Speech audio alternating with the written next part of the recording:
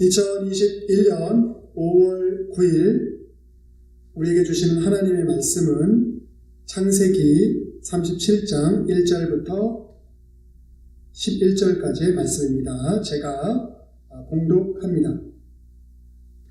야곱이 가나안 땅 곧 그의 아버지가 거류하였던 땅에 거주하였으니 야곱의 족보는 이러하니라. 요셉이 17세의 소년으로서 그의 형제들과 함께 양을 칠 때에 그의 아버지의 아내들 빌하와 실바의 아들들과 더불어 함께 있었더니 그가 그들의 잘못을 아버지에게 말하더라. 요셉은 노년에 얻은 아들이므로 이스라엘이 여러 아들들보다 그를 더 사랑함으로 그를 위하여 셋의 곳을 지었더니 그의 형제들이 아버지가 형들보다 그를 더 사랑함을 보고 그를 미워하여 그에게 편안하게 말할 수 없었더라. 요셉이 꿈을 꾸고 자기 형들에게 말하매 그들이 그를 더욱 미워하였더라. 요셉이 그들에게 이르되 청하건대 내가 꾼 꿈을 들으시오. 우리가 밭에서 곡식단을 묶더니 내 단은 일어서고 당신들의 단은 내 단을 둘러서서 절을 하더이다.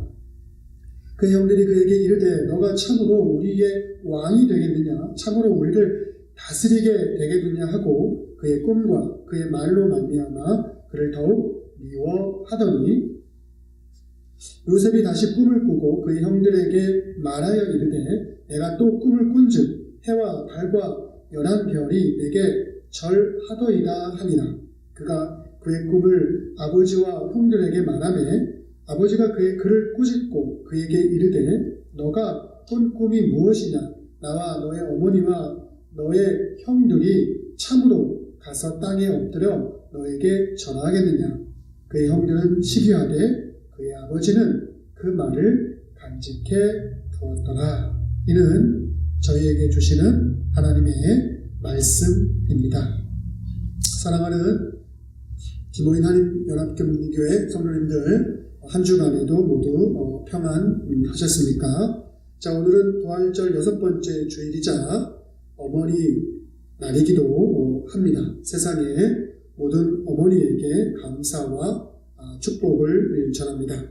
자, 오늘은 나와 함께 하신 하나님의 은혜라는 제목으로 창세기의 말씀을 통해서 은혜를 나누고자 합니다.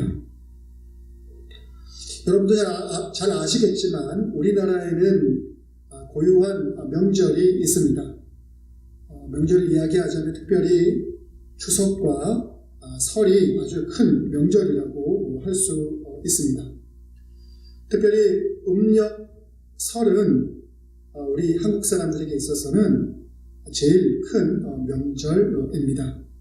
가족과 친척이 모여서 맛있는 음식을 먹고 그리고 윷놀이를 비롯한 전통 놀이를 하기도 합니다. 자, 그런데 설하면 우리가 반드시 기억해야 되는 것이 바로 이 세배를 한다는 것입니다. 집안의 어른들에게 찾아가서 한복을 곱게 차려입고 절을 하고 또 평강을 비는 의식을 우리가 전통적으로 해오고 있습니다.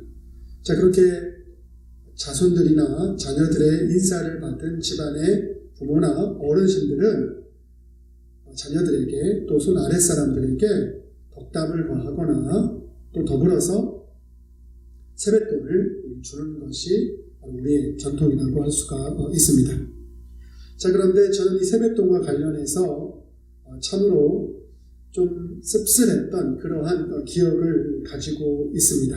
제가 지금이야 나이가 들어서 부모가 되어서 조카들이나 제 자녀들에게 세뱃돈을 주어야 할 그러한 처지에 놓여 있지만 제가 어릴 때는 이 설에 세뱃돈을 듬뿍 받았던 그러한 기억이 납니다.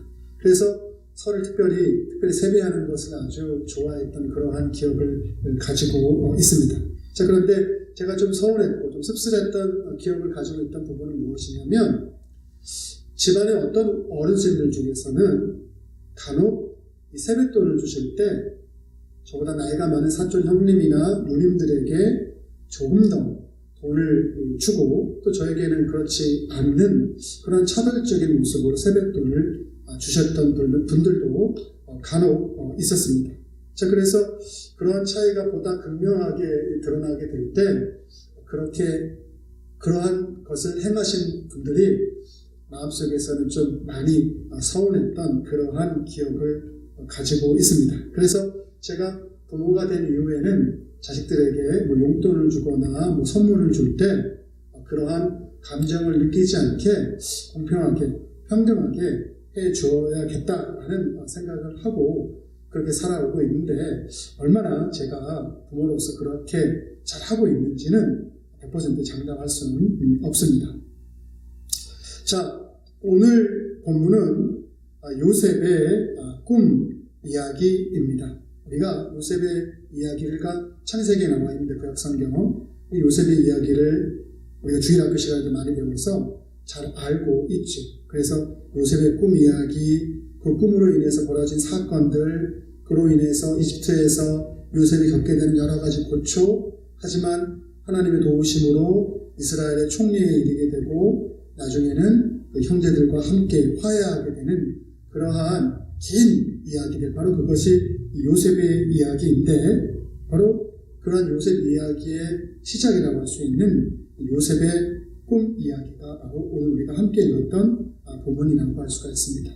그래서 이 요셉의 꿈 이야기, 요셉의 이야기를 살펴보게 되면 이 부모의 편애가 어떻게 한 가정을 망가뜨리는지를 우리들에게 보여주고 있죠. 그런데 주님께서는 그러한 편애가 불러온 가정의 비극에 직접적으로 개입을 하셔서 이 비극적으로 끝날 수밖에 없었던 이 사건을 결국에는 굉장히 하나님의 은혜를 경험하게 되는 구속사의 사건으로 바꾸는 놀라운 일들을 행하시고 있는 것을 우리 요셉의 이야기를 통해서 발견할 수가 있습니다.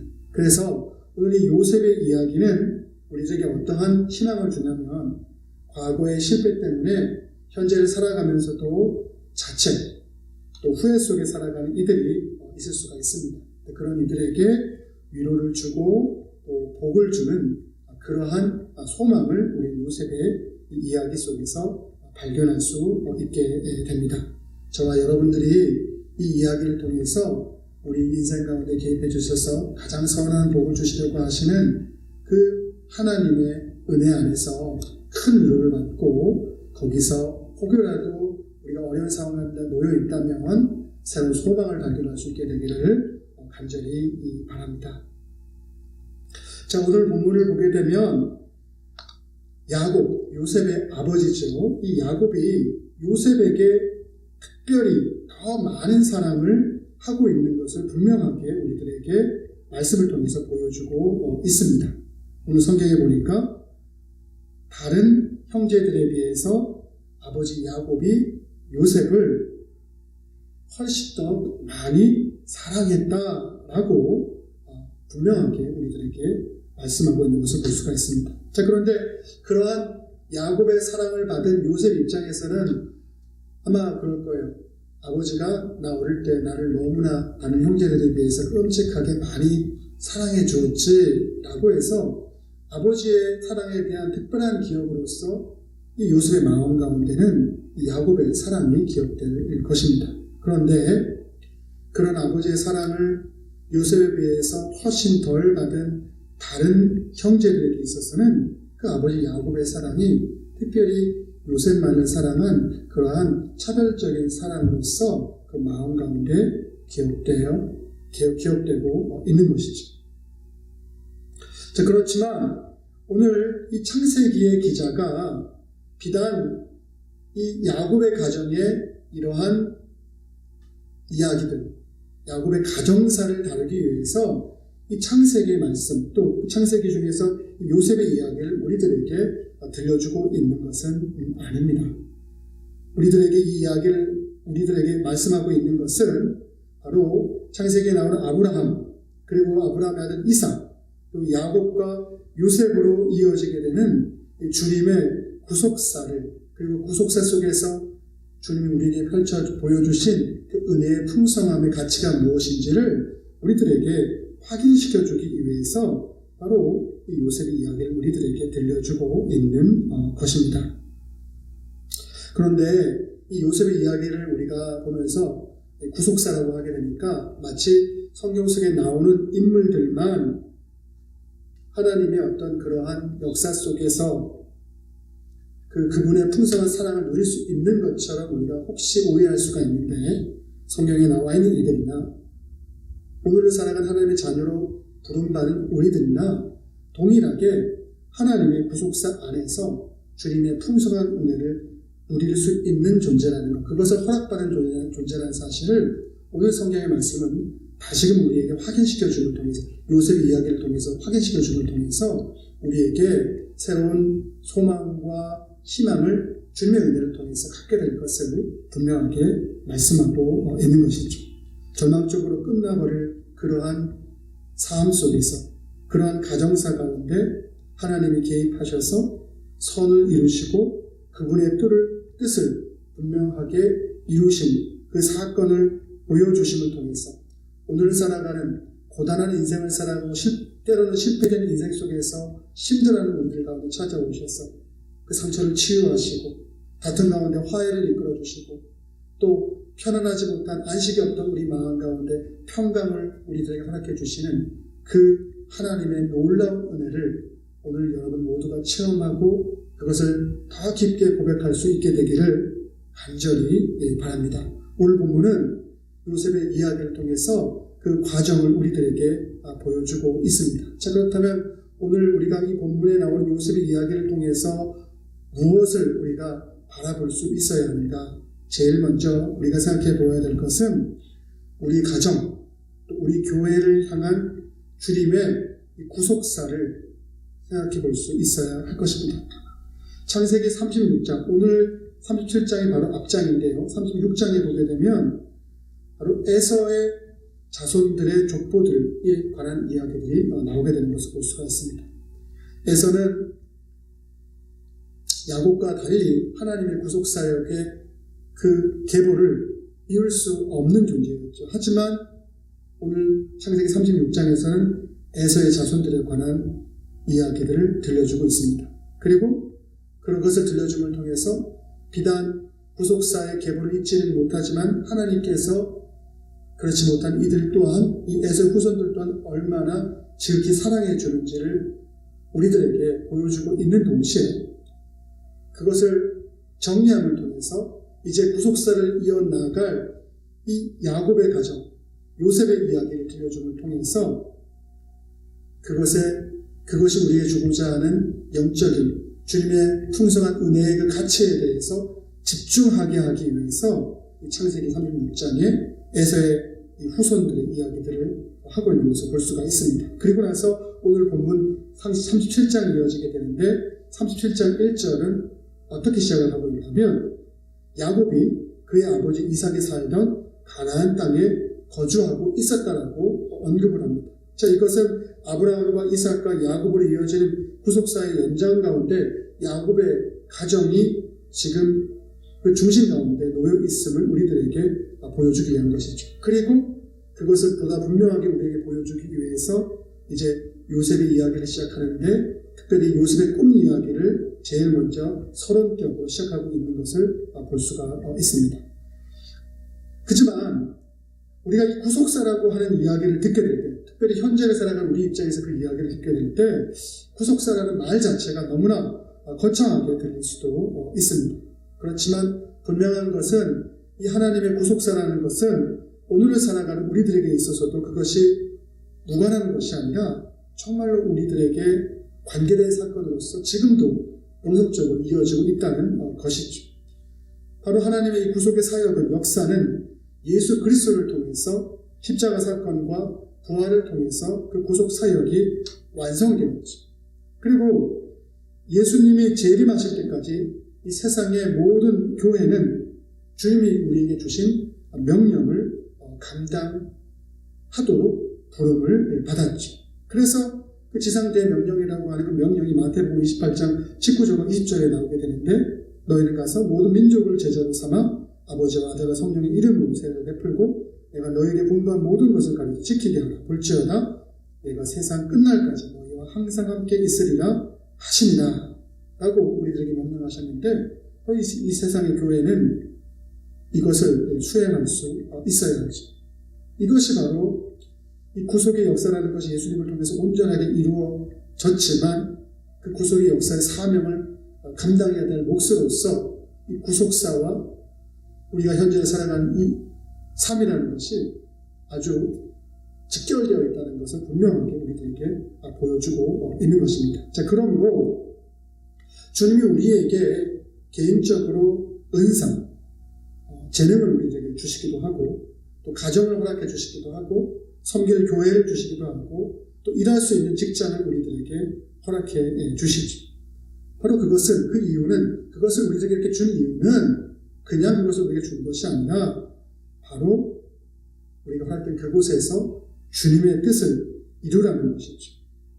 그리고 주님의 뜻을 이루어 나가는 그 과정 가운데서 그것을 이루어가는 주체가 우리 자신이 되는 것이 아니라 바로 주님이 그러한 선을 이루어가는 주체가 되는 우리의 가정에서든 교회에서든 직장에서든 또 우리가 섬기려고 하는 그 모든 것에 있어서 그것의 주체가 주님이라는 것을 깨닫는 그러한 경험을 하는 것이 우리에게 지극히 큰 은혜인 것임을 분명하게 말씀하고 있는 것이죠. 요셉의 이야기는 바로 이것을 우리들에게 전달하려고 하는 것이죠. 주님의 은혜는 우리를 죄책감 가운데서 해방시키시고 상처를 치유하며 실수에서 다시금 일어설 용기를 허락해 줍니다. 그러므로 주님의 은혜로 사는 인생은 세상에서 가장 복된 이들이라는 사실을 여러분들이 믿음으로 고백할 수 있게 되기를 간절히 바랍니다. 저와 여러분이 그런 주님의 은혜로 살아가는 존재임에 대해서 감사할 수 있게 되기를 간절히 바랍니다. 자, 그렇다면 이제 요셉의 이야기를 통해서 우리가 또 바라볼 수 있어야 하는 것이 무엇인가?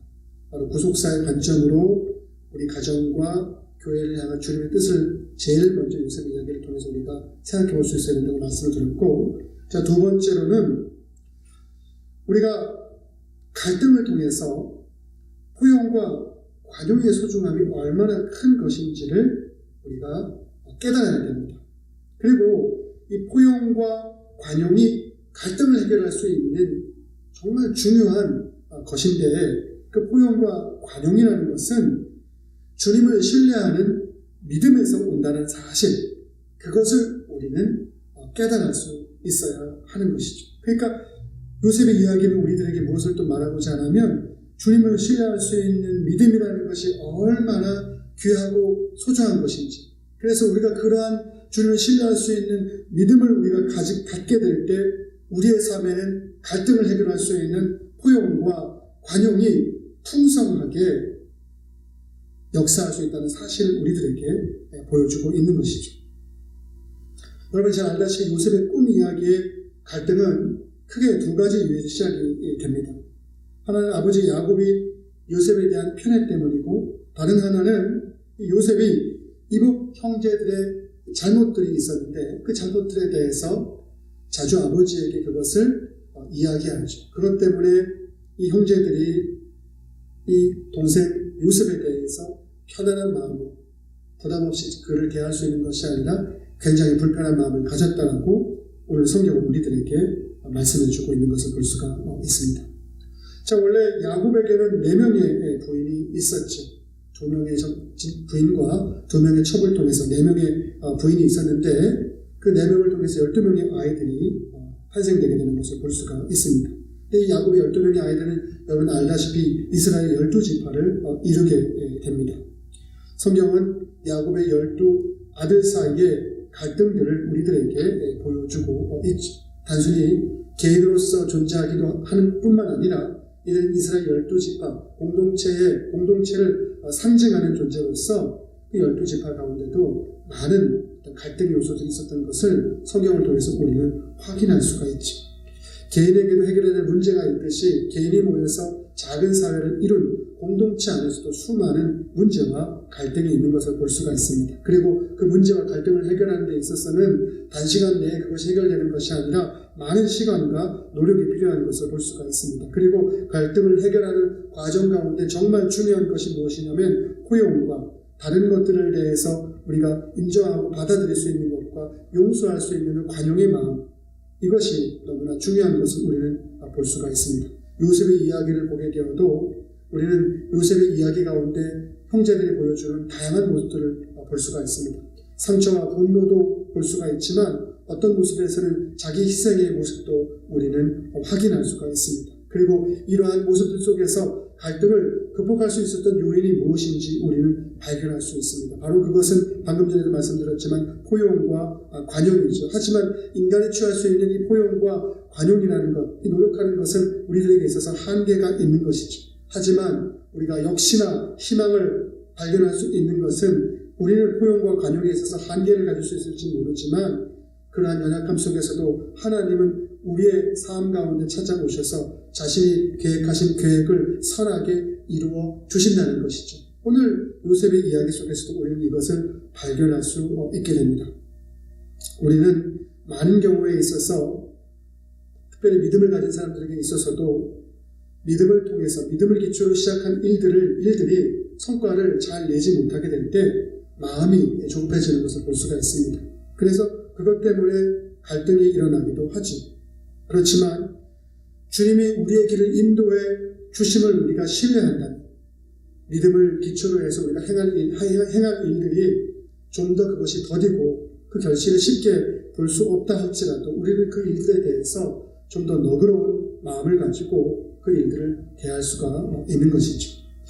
신앙인의 포용과 관용은 주님이 우리의 갈등 속에서도 우리를 선한 길로 인도해 주실 것이라고 믿는 믿음에 기초한다는 사실을 우리는 반드시 기억할 수 있어야 할 것입니다.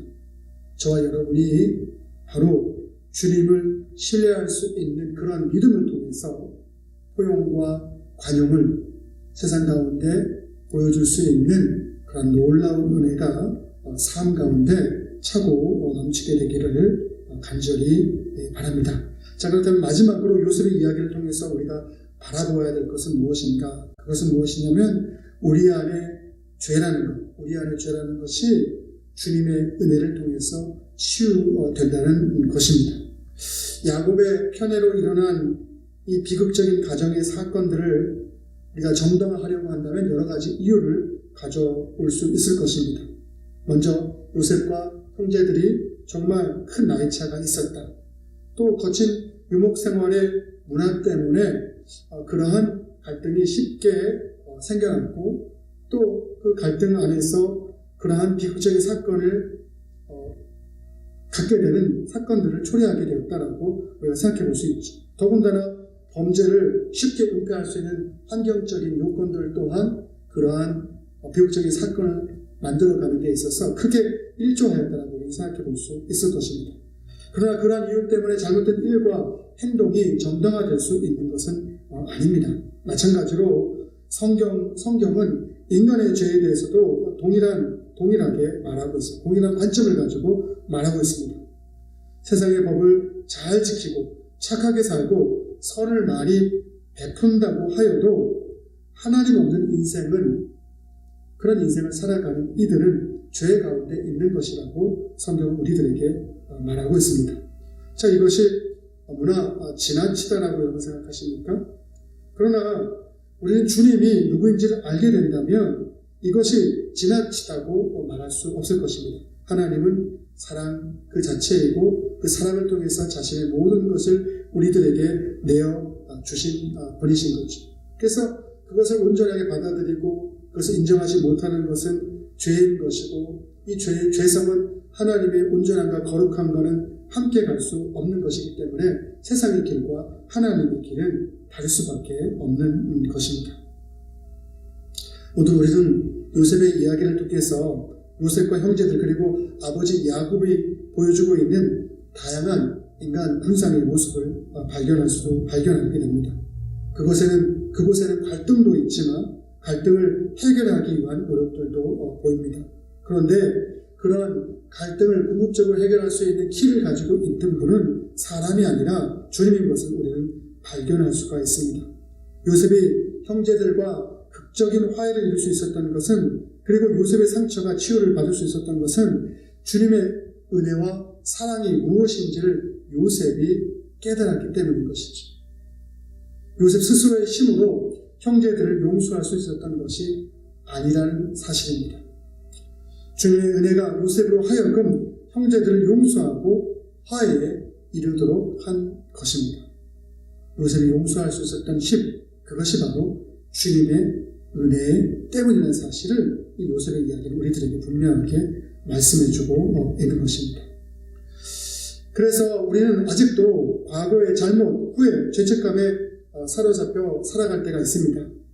그만큼 죄의 본질은 끈질기고 무섭습니다. 그러나 우리는 이제 죄의 권세 아래에 있는 이들이 아니라 주님의 사랑 안에, 은혜 안에 살아가는 이들입니다. 저와 여러분이 주님의 은혜를 날마다 풍성하게 경험하게 되기를 간절히 바랍니다. 자, 이제 말씀을 좀 정리하고자 합니다. 인간의 욕심은 인간의 삶 속에 찾아오셔서 우리에게 가장 선한 것을 허락하시는 하나님의 계획을 방해합니다. 오늘 본문이 보여주듯이 아버지 야곱이 요셉에 대한 편애가 다른 형제들과 요셉 간의 갈등을 불러왔습니다. 그러나 인간의 이러한 죄와 실수에도 불구하고 하나님께서는 자신이 계획하신 일을 이루어 나가는 것을 우리는 분명히 보았습니다. 주님은 우리의 삶 속에 찾아오셔서 야곱의 가정의 화해를 선언하셨듯이 우리에게도 평화와 치유와 화해를 주시기를 원하십니다. 주님의 선한 인도하심을 신뢰함을 통하여 우리의 가정과 교회와 직장, 그리고 우리 자신의 내면 가운데 화평이 이루어지기를 간절히 기도합니다. 기억하시기 바랍니다. 주님의 은혜 안에 사는 삶보다 행복한 것은 이 세상 가운데 없습니다. 여러분은 이것에 대해서 동의하실 수 있습니까? 그리스도인은 내 안에 내가 주인이 되어 사는 것이 아니라 주님이 내 안에 주인이 되어 은혜로 살아가는 존재입니다. 가정의 달 5월 주님이 우리에게 주신 은혜를 마음껏 경험하고 찬양하는 복된 시간들로 채워나가는 저와 여러분 모두가 되기를 간절히 바랍니다. 기도하겠습니다. 사랑과 은혜가 많으신 아버지 하나님, 오늘 하나님의 은혜에 대해서 생각해 봅니다. 우리에게 희망과 소망이 될 수 있는 것, 우리가 가지고 있는 지식과 경험과 또 다른 어떤 그 무엇이 아니라 오직 주님의 은혜만이 우리를 온전하게 만들고 우리에게 화해와 치유와 회복과 용서를 가져다 줄 수 있음을 오늘 요셉의 이야기를 통해서 우리가 다시금 확인하게 됩니다. 우리의 절망과 낙담과 자책 가운데서도 오직 주님의 은혜만이 우리를 회복할 수 있는 유일한 희망이 됨을 다시 한번 주님 앞에 고백합니다. 오늘 우리가 주님의 은혜 안에서 주님의 은혜를 붙들고 날마다 살아갈 수 있는 그러한 존재가 되기를 간절히 바랍니다. 주님 도와주시옵소서, 함께하여 주시옵소서. 모든 말씀 사랑과 은혜가 많으신 예수님의 이름으로 기도드렸사옵나이다. 아멘.